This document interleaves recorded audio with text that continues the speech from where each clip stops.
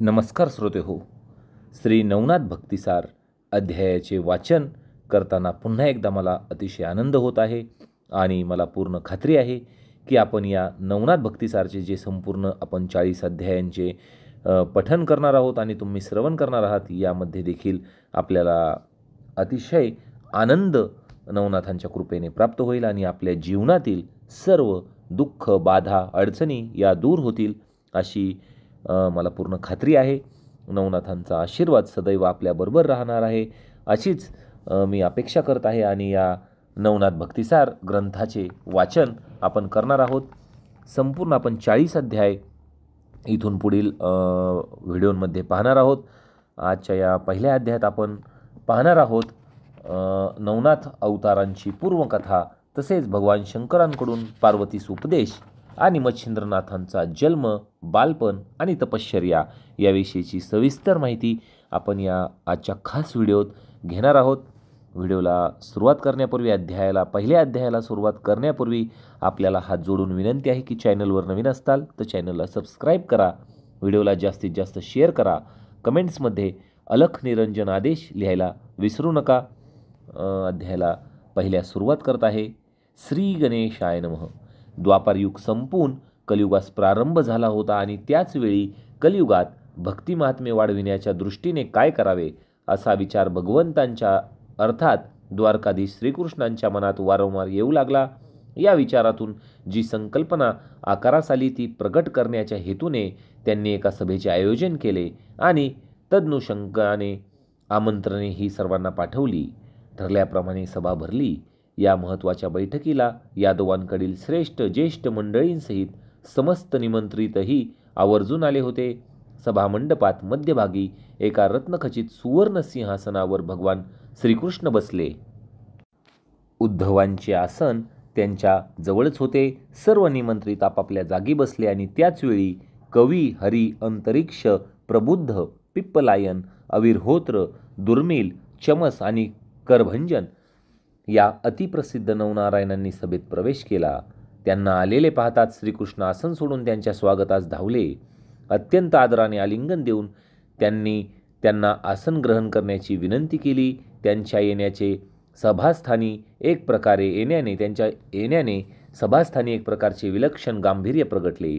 अतिथी पूजनादी प्रारंभिक उपचार झाल्यानंतर त्या नवनारायणांनी भगवान श्रीकृष्णांना विचारले की हे श्रीरंगा, तुझ्या प्रेमळ आदरातिथ्याने आम्ही संतुष्ट झालो आहोत, तरी आम्हाला कोणत्या कार्यासाठी येथे बोलवले ते सांग.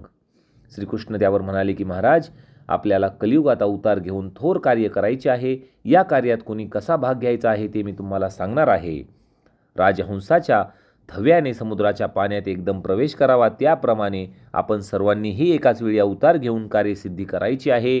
भगवंतांचे बोलणे ऐकून नारायण म्हणाले की जनार्दना, तुझे म्हणणे आम्हाला मान्य आहे, पण आपणापैकी कोणी कुठे व कसा अवतार घ्यावा ते सविस्तर सांगा. त्याचबरोबर यावेळी आम्ही कोणत्या नावांनी पृथ्वीवर प्रकट व्हावे त्याबद्दलही काही मार्गदर्शन करा. त्यांचा प्रश्न ऐकून द्वारकाधीश म्हणाले की तुम्ही सर्वांनी अवतार घेऊन संप्रदाय स्थापन करा, दीक्षा देऊन लोकांना सन्मार्गाचा उपदेश करा, सत्यधर्म शिकवा. यावेळी कवी नारायण हे मच्छिंद्र नावाने कार्य करतील. हरीने त्यांचा शिष्य होऊन गोरक्षनाथ नावाने मिरवायचे आहे. अंतरिक्षांनी जालिंदर व्हायचे आहे, तर प्रबुद्धाने त्यांचे शिष्यत्व पत्करून कानिपनाथ व्हायचे आहे. पिप्पलायन यांनी चरपटी, तर अविर्होत्रांनी नागेश या नावाने प्रख्यात व्हायचे आहे. तसेच द्रुमिल, चमस व करभजन हे भर्तरी, रेवण आणि गहिनी म्हणून प्रकट होतील. त्यावेळी तुमच्या प्रमाणे इतरही ऋषी अवतार घेऊन कार्य करतील. कवी वाल्मिकी हे तुलसीदास नावाने अवतार घेतील. शुकमुनी महाभक्त कबीर होतील. महामुनी व्यास जयदेव होतील. माझे प्राणप्रिय उद्धव हे नामदेव होतील. भक्तश्रेष्ठ जांबुवंत हे नरहरी होतील. बंधू बलराम पुंडलिक नावाने प्रसिद्ध होतील. तर कैलासपती शंकर, मी स्वतः, ब्रह्मदेव आणि आदिमाया यांनी निवृत्ती ज्ञानदेव, सोपान मुक्ताबाई होऊन, लक्षात घ्या श्रोते हो, कार्य करायचे आहे. यावेळी हनुमंत, रामदास तर कुब्जा जनाबाई होईल. अशा प्रकारे आपण सर्वांनी अवतार घेऊन भक्ती महात्म्य वाढवायचे आहे. श्रीकृष्णांचे बोलणे सर्वांनी शांतपणे ऐकून घेऊन कार्याला आपली सहमती दर्शवली. यानंतर नारायणांनी विचारले की देवा, तुम्ही तर सर्वज्ञ आहात, तरी आम्ही कोठे आणि कशा प्रकारे प्रकट व्हायचे तेवढे सांगा. त्यांच्या प्रश्नांना उत्तर देताना श्रीकृष्ण म्हणाले, नारायण हो, पराशर पुत्र व्यास यांनी भविष्य पुराणात याविषयी अगोदरच सांगून ठेवले आहे. फार पूर्वी ब्रह्मदेवाच्या वीर्यापासून 88,000 ऋषी निर्माण झाले. त्या वीर्याचा काही भाग निरनिराळ्या स्थानी पडला.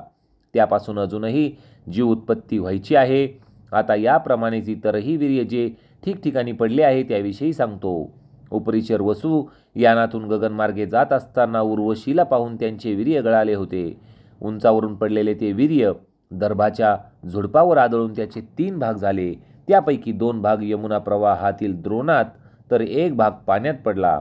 पानाच्या द्रोणात जो भाग पडला त्यापासून द्रोणांचा जन्म झाला, पण जो वीर्य भाग पाण्यात पडला होता तो एका माशाने गिळला असून ते वीर्य तिच्या माशाच्या उदरात अजूनही सुरक्षित आहे. तो एका मत्स्यीने गिळला असून तो सुरक्षित आहे. कवी नारायणांनी त्यात संचार करून मत्स्यीच्या उदरातून जन्म घ्यायचा आहे आणि मच्छिंद्र नावाने पृथ्वीवर प्रकट व्हायचे आहे. पहा श्रोते हो, मच्छिंद्रनाथांनी कसा जन्म घ्यायचा आहे याविषयीची सविस्तर माहिती आपल्याला इथे मिळत आहे. काही प्रश्न असतील तर आपण मला कमेंट्समध्ये नक्की विचारू शकता. पुन्हा एकदा आपण हा नवनाथ भक्तिसार अध्यायाचे वाचन करण्याचे, ग्रंथाचे वाचन करण्याचा हाच उद्देश आहे की आपल्या मनात जे काही प्रश्न असतील त्यांचे उत्तरे आपल्याला पुन्हा पुन्हा वाचन केल्यानंतर नक्कीच सापडतील. त्यामुळे काही जर प्रश्न असतील तर मला कमेंट्समध्ये तुम्ही हमखास विचारू शकता. अशी मी आपल्याला विनंती करेल की जर काही प्रश्न असतील तर विचारा. तुम्ही विचारलं नाही तर तुम्हाला समजणार नाही. शंकरांनी आपला 3रा नेत्र उघडून मदनास भस्म केले. तोच मदन अग्नि उदरात गर्भरूपात स्थित असून अंतरिक्ष नारायणांनी त्याच्या उदरात जालंधर नावाने जन्म घ्यायचा आहे. कुरुवंशात जन्मेजय नामक राजा होऊन गेला. सर्पसत्रामुळे तो जगात प्रसिद्ध झाला. त्याच्याच वंशातील बृहद्रथ नावाचा राजा भूमीवर यज्ञाचे आयोजन करेल, तेव्हा त्या यज्ञकुंडात अग्नी हा गर्भ टाकेल. त्यावेळी अंतरिक्ष मुनींनी जालंधर नावाने प्रकट व्हायचे आहे. ब्रह्मदेवाच्या वीर्याचा काही भाग नर्मदेच्या काठावरून वाळूत अजूनही पडूनच आहे. चमस नारायणांनी त्यात संचार करून रेवणसिद्ध नावाने प्रकट व्हायचे आहे. ब्रह्मदेवांच्या वीर्यापैकी काही भाग एका सर्पिणीच्या मस्तकावर पडला होता. भक्ष्य समजून तो तिने गिळून टाकला.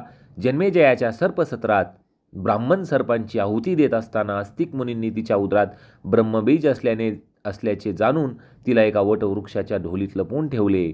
9 महिन्यांनी ढोलीत एक अंडे टाकून ती निघून गेली.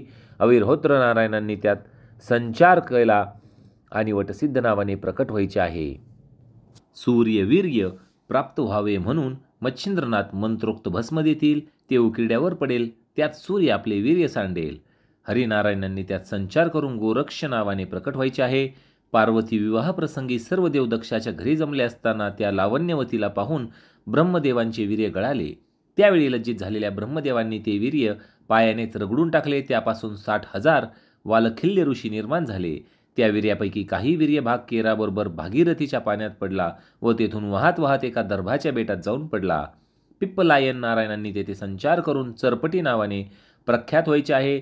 सूर्य आकाशातून गमन करीत असताना एकाएकी त्याचे वीर्य पडले. वेगाने महीवर येताना त्याचे 2 भाग झाले.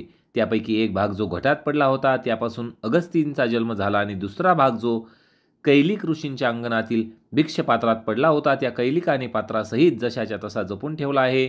दुर्मिळ नारायणांनी त्यात संचार करून भर्तरी नावाने प्रकट व्हायचे आहे. सरस्वतीला पाहून ब्रह्मदेवांचे वीर्य स्खलित झाले होते. ते वीर्य हिमालयातील अरण्यात पडले. त्यापैकी काही भाग हत्तीच्या कानात तर काही भाग भूमीवर पडला. भूमीवरील वीर्यावर वाघाचे पाऊल पडल्यामुळे ते त्याच्या पायातील भेगेत गेले. त्यापासून नत्रींचा जन्म झाला, पण गजकर्णात जो भाग पडला आहे तो अजूनही सुरक्षित आहे. तेव्हा प्रबुद्ध नारायणांनी त्यात संचार करून कानिप नावाने प्रकट व्हायचे आहे. गोरक्षनाथ चिखलाचा पुतळा करतील आणि त्यानंतर मंत्रशक्तीने विष्णू वीर्यास आवाहन करतील. त्यावेळेस करभजन नारायणांनी त्यात संचार करून गहिनीनाथ नावाने प्रकट व्हायचे आहे. अशा प्रकारे श्रोते हो,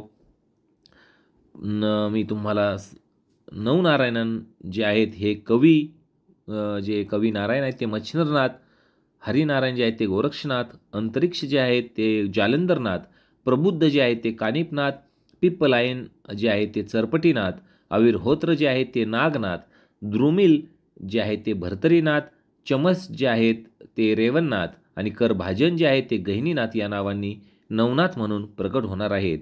याप्रमाणे समस्त बारकाव्यांसह खुलासेवार सांगून श्रीकृष्णांनी नवनारायणांना संतुष्ट केले आहे आणि त्यानंतर लक्ष्मीपतीस नमस्कार करून ते सर्वही तेथून निघून मंदराचल पर्वतावर गेले आहेत आणि शुक्राचार्यांच्या समाधीजवळ समाधीस्थ होऊन राहिले. पुढे पूर्वी ठरल्याप्रमाणे सर्वजण शुक्राचार्यांसह कार्यास्तव प्रकट झाले. त्यांचीच चरित्रलीला या ग्रंथात आपल्याला पुढे ऐकायला मिळणार आहे. तर श्रोतेहो, श्री नवनाथ भक्तिसारचा अध्याय पहिला जो आहे तो मी इथे अर्धाच संपवत आहे, जेणेकरून आपल्याला या नवनारायणांचा जो अवताराची माहिती होती ही सविस्तररित्या मला द्यायची होती. आता यामधील जो दुसरा भाग असणार आहे पहिल्या अध्यायातील भगवान शंकर अंकून पार्वतीस उपदेश, हा आपण पुढील अध्यायात पाहणार आहोत. आणि त्यामध्येच मी तुम्हाला मच्छिंद्रनाथांचा जन्म, बालपण आणि तपश्चर्या याविषयीची देखील माहिती पुढील अध्यायात सांगणार आहे. त्यामुळे चॅनलवर नवीन असताल तर चॅनलला सबस्क्राईब करा आणि या मराठी भक्ती परिवाराचे सदस्य व्हा. भेटूया लवकरच पुढील व्हिडिओत पुढचा भाग घेऊन. अलख निरंजन आदेश.